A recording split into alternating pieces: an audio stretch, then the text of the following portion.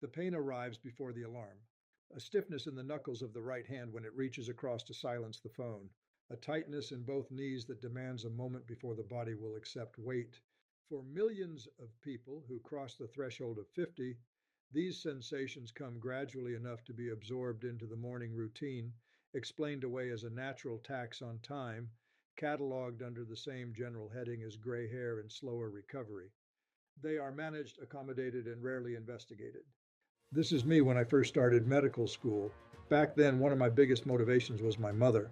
She suffered from a lot of joint pain, especially in her knees and lower back, and seeing that up close left a deep mark on me. That was one of the reasons I decided to focus on this field. I wanted to better understand pain, body movement, and most importantly, find real ways to help people who deal with this kind of discomfort every single day. But after many years in the field, I realized something. Even though I was helping patients and continuing to study, I still wasn't able to reach as many people as I wanted. So I gathered everything I learned throughout my journey into one simple, direct, and accessible guide. But don't get me wrong, this is not some cheap, disposable product made without care. I created this material with real attention to detail, selecting only what I believe is essential to help you take better care of your joints, improve your mobility, and reduce the impact of pain in your daily life.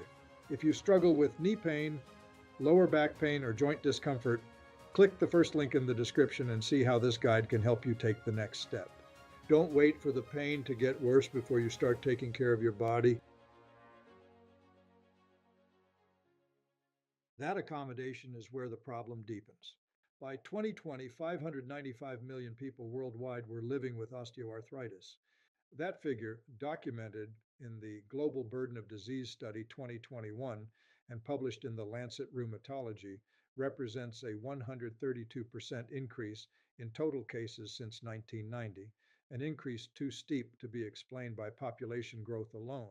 Knee and hand joints account for the largest share of that burden. Projections to 2050 estimate that knee osteoarthritis will increase by a further 75%, hand osteoarthritis by 50%. The scale is that of an epidemic. The pace is that of a slow one, advancing silently through ordinary days. Behind those numbers is a mechanism that is not mysterious, not untreatable, and not, as it is most often characterized, simply the unavoidable arithmetic of aging. The question is specific. If the cartilage damage accumulating in knees and hands after 50 is being driven by something that happens during ordinary hours, something embedded in the structure of modern daily life, then what exactly is that mechanism? And how long has it been operating before the pain arrives? The joint is a closed system that has spent millions of years becoming paradoxical. It requires constant use to remain intact. Deprived of that use, it destroys itself slowly through a process so gradual that by the time it announces itself as pain, it has already been underway for years. At the core of every knee and finger joint is articular cartilage, a dense pearlescent tissue that lines the bone ends where they meet, reducing friction and distributing mechanical load across the joint surface. It is thinner than most people imagine, 2 to 4 millimeters in the knee, fractions of that in the fingers. It contains no blood vessels. No lymphatic channels thread through it. It cannot repair itself through the mechanisms that close a wound or knit a fracture. Once it is gone, it does not return.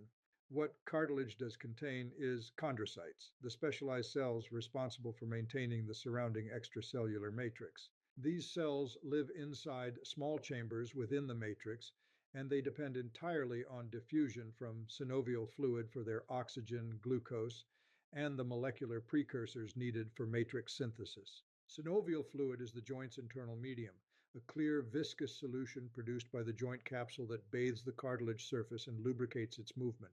But diffusion in a closed joint is not passive, it requires mechanical force. When a knee flexes during walking or a hand closes around an object, synovial fluid is driven into the cartilage tissue under compression, carrying nutrients inward and pushing metabolic waste outward. The joint, in this precise biological sense, functions as a pump. It runs correctly only when it moves. This is the architecture that the modern environment has systematically disabled. In 2019, researchers at the Multicenter Osteoarthritis Study, a longitudinal cohort funded by the National Institute on Aging, tracked cartilage damage via MRI in adults with or at high risk of knee osteoarthritis over 2 years. The finding was measurable and specific. Participants who took fewer than 7,000 steps per day and spent the greatest amount of time in sedentary behavior had 1.53 times the risk of worsening medial tibiofemoral cartilage damage compared to those who were less sedentary. The cartilage was thinner, the damage was documented. The mechanism was the one joint biomechanics literature had described for decades. The pump was running dry. 4 years later, a systematic review published through the National Library of Medicine examined 48 studies on physical activity and sedentary behavior in patients with lower limb osteoarthritis. Across diverse cohorts and multiple measurement methods, one pattern persisted. 58% of the osteoarthritis population studied was sedentary for 8 hours per day or more. These were not hospitalized patients. These were ambulatory adults, people mobile enough to live independently, who nonetheless spent the majority of their waking hours seated.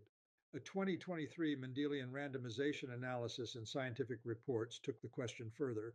Using genetic variants as proxies for behavioral phenotypes, a method designed to isolate causal effects from the confounding variables that normally entangle lifestyle research, the study found that walking for pleasure was associated with an odds ratio of 0.14 for knee osteoarthritis.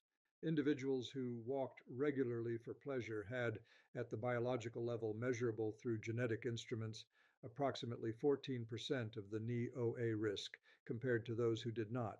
That is not a modest protective effect. That is a signal large enough to be considered structurally meaningful. A further cohort analysis, referenced in the 2024 Frontiers in Public Health Review, drawing on NHANES data from 2007 to 2020, found that healthy adults classified as minimally active, not sedentary, but minimally active, had a 72% greater risk of developing osteoarthritis than those who maintained low to moderate activity levels. The gap between minimal and moderate is not the gap between the couch and a training regimen. It is a gap that walking produces, and it carries a 72% difference in risk. The pattern across sources separated by 2 decades, multiple continents, and 3 distinct study designs is uniform. The joint that does not move becomes the joint that degrades, not through injury, through stillness. The answer to why this happens is not theoretical, and it has been present in the scientific literature long enough that its absence from routine clinical communication is itself a story worth examining. Cartilage is avascular. This single structural fact determines the cascade that follows. Unlike bone, muscle, and tendon, all of which are threaded through with capillaries, cartilage has no direct blood supply. Its cells live encased in a protein matrix and draw their nutrients entirely from the fluid surrounding them. For those nutrients to arrive and for waste to be removed, the fluid must be mechanically cycled. Loading compresses the tissue, expelling fluid carrying waste products. Release allows fresh fluid, loaded with oxygen and glucose, to be drawn back in. This cycle repeats with every step, every bend, every grip. Prolonged physical activity over a full day can decrease total cartilage thickness by approximately 5% as fluid cycles through the tissue under normal loading, a temporary reduction that recovers during rest. When loading stops altogether, as it does across the 8 or 10 hours of a sedentary working day, that recovery becomes the only event. The tissue sits static, no new fluid enters, no waste exits. The chondrocytes fall behind on the metabolic work of maintaining the matrix.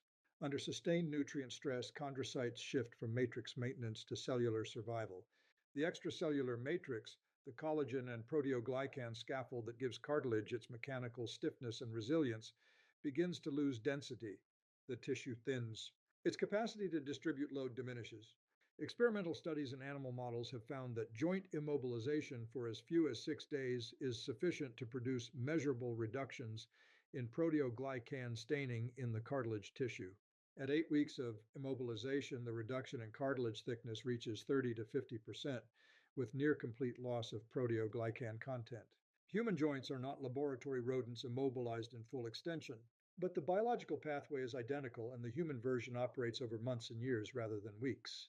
A structural analogy that makes the mechanism accessible is the intervertebral disc, the fibrous cushion between vertebrae and the spine. Like articular cartilage, it is avascular. Like articular cartilage, it depends on cyclic mechanical loading to exchange nutrients with surrounding fluid. It is well documented that prolonged sitting increases intradiscal pressure while reducing diffusion efficiency contributing to the disc degeneration that underlies the most common forms of chronic back pain in adults. The biological principle that destroys lumbar discs over decades of office work is the same principle operating in every knee and finger joint subjected to the same hours of stillness. The geometry differs. The architecture does not. After 50, the vulnerability compounds. Cartilage thins with age as part of normal tissue turnover, regardless of activity level. But the global burden of disease data published in the Lancet Rheumatology in 2023 documents a prevalence rate of 23,237 cases of osteoarthritis per 100,000 people in the 50 to 69 age group, a rate that more than doubles to 38,419 per 100,000 in adults over 70. The steepness of that curve cannot be explained by aging alone. It tracks the accumulation of sedentary hours across decades of a life increasingly organized around sitting in cars, in chairs, in front of screens, compounding a biological vulnerability that modern environments have done nothing to interrupt, and clinical culture has done comparatively little to name directly. The hands complete the picture in a way that the knees partially obscure. Finger joints are smaller. Their cartilage is thinner. The loading cycles generated by habitual hand use, gripping, turning, pressing, are modest compared to the compressive forces traveling through the knee during walking. But the mechanism is the same. Hands that spend hours curled loosely around a phone or resting motionless in a lap are hands whose joint cartilage is receiving no mechanical stimulus for nutrient exchange. The stiffness that appears before the joints warm up in the morning is not a symptom of damage done overnight. It is the accumulated biological record of the previous 10 hours of stillness. If the mechanism is this well documented, if the link between prolonged daily sitting and accelerated joint degeneration is supported by causal evidence, longitudinal imaging, and cellular biology, the reasonable next question is why this is not more plainly communicated in clinical practice and why the management of joint pain after 50 remains so dominated by anti inflammatory medication, weight advice, and eventually surgical replacement. The 2023 systematic review that documented 58% of OA patients sedentary for 8 or more hours daily also noted a problem that the literature has not fully resolved. Across the 48 qualifying studies, there were substantial methodological inconsistencies in how physical activity and sedentary time were collected and reported. Different accelerometers, different cut point thresholds, different bout duration definitions. The signal survived these inconsistencies at the aggregate level, but the inconsistency itself explains part of the communication gap. Evidence that speaks clearly in meta analyses speaks less clearly in a clinical encounter that lasts 12 minutes and involves a patient already experiencing significant pain. There is also the problem of the delay. Cartilage degeneration is not an event, it is a process that unfolds over years, often the better part of a decade, before crossing the threshold of clinically meaningful pain. The sedentary habits of a 50-year-old produce structural changes that may first manifest as diagnostic symptoms at 60. The gap between cause and consequence is long enough that the causal relationship dissolves in lived experience. The pain is attributed to age. The behavior that accelerated it is attributed to nothing. Detection adds another layer. Cartilage contains no nerve endings of its own. The pain of osteoarthritis does not originate inside the cartilage. It originates in the structures surrounding it, the synovial membrane, the subchondral bone, the joint capsule. By the time pain is clinically significant, the cartilage has already lost structural integrity that cannot be recovered. What appears on an MRI at the point of first complaint represents the downstream evidence of a process that began years earlier in silent tissue during silent hours that no one recorded.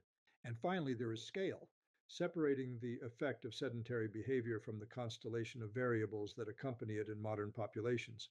Obesity, comorbidity, genetics, prior mechanical injury requires methods precise enough to isolate signal from noise.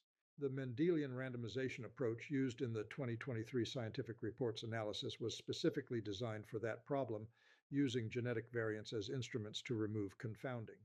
It found what the observational literature had suggested for 20 years. The fact that genetic instruments were necessary to make the signal legible is itself a statement about how completely sedentary behavior has become the default condition of contemporary aging, so universal that its effect can barely be seen against the background of itself. The morning stiffness fades usually. Within minutes, the hands loosen and the knees comply. The body accommodates and the day resumes. What the accommodation conceals is that cartilage has no voice. It does not signal its own gradual depletion. It does not announce the cumulative cost of 10,000 sedentary hours the way a bruise announces impact or a fever announces infection. It thins quietly in a tissue that reflects no light on an X ray, produces no inflammation a blood test can detect, and registers no clear symptom until the damage is already structural, already irreversible. 595 million people carried that damage in 2020. The number is projected to approach 1 billion by 2050 under assumptions that include no significant change in the behaviors producing it. The ache that appears in the knees at the end of a long day seated at a desk may not be evidence that the body is simply getting older. It may be evidence that the body spent 10 hours asking for something it did not receive, and that the difference between those two interpretations, in terms of what can still be done, is more consequential than either version of the discomfort alone would suggest.